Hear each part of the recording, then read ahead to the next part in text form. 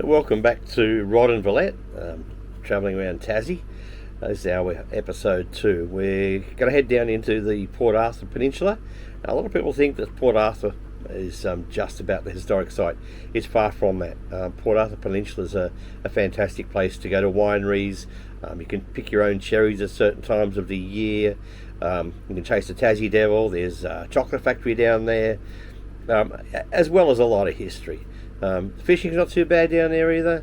It's pretty good. It's a pretty good spot. So after Port Arthur Peninsula, we'll make our way back up through a place called Triabunna.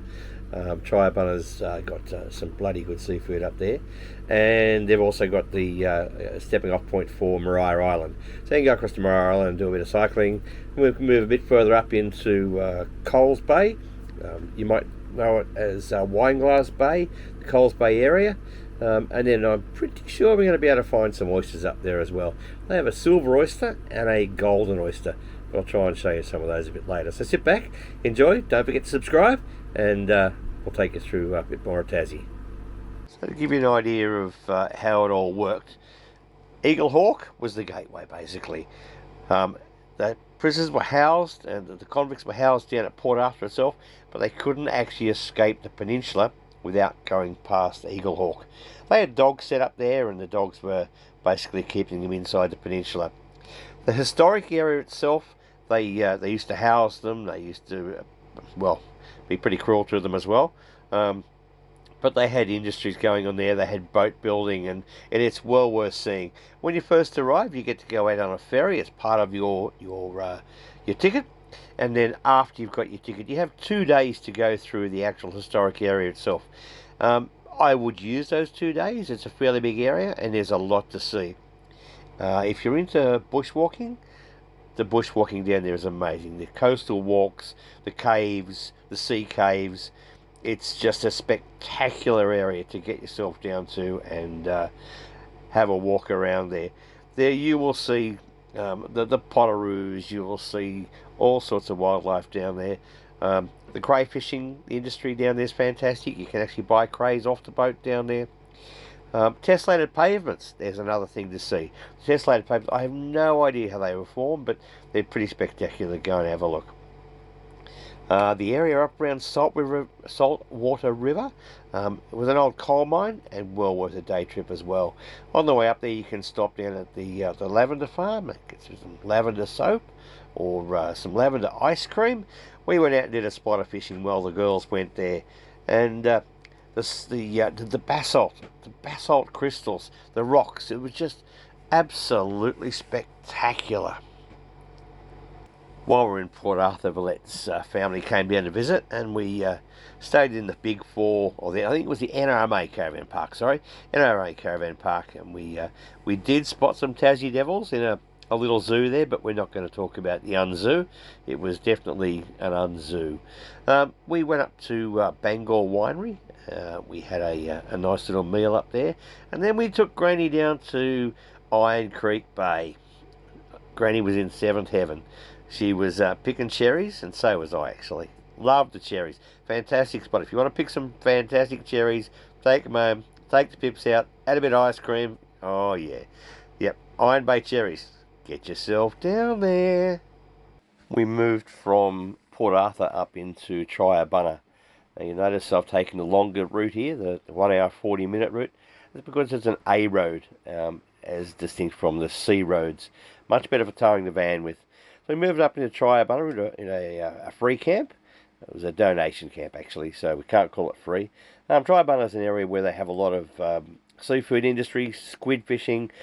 These fish on screen here, they're destined for the live fish trade in Chinese restaurants, and you'll see a lot of that going on around there. Squid, unbelievable the size of these boats and the amount of squid they have.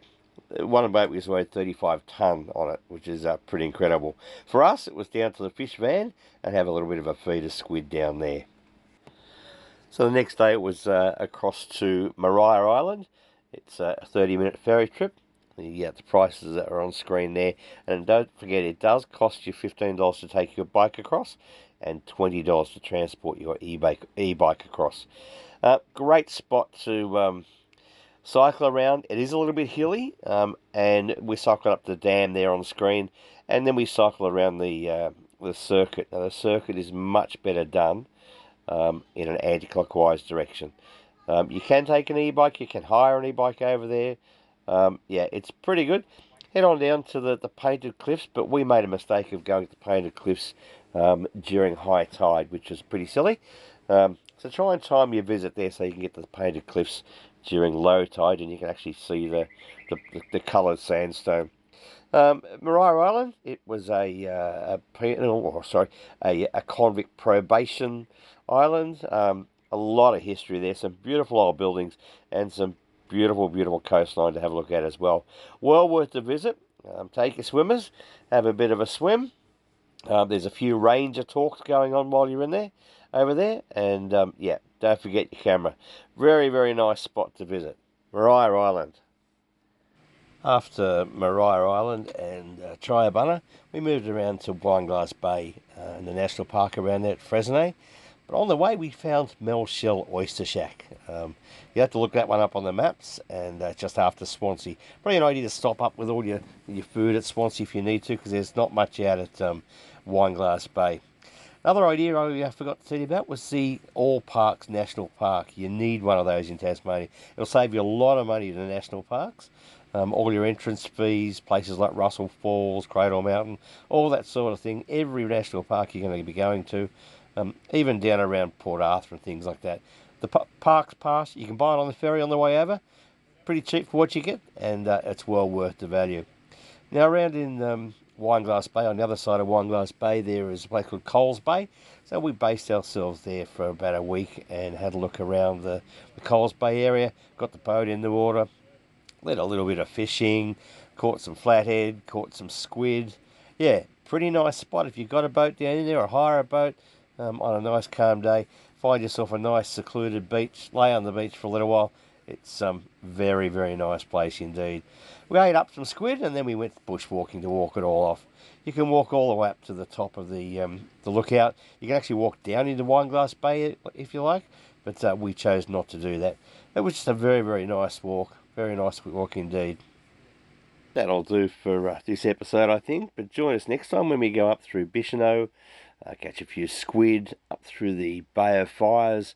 We'll show you the Pondering Frog, another great little free camp, that one. And then we'll make our way through Launceston, down through the high country, and down as far as Queenstown, I think. So join us, Rod Velette, and we'll see you next time.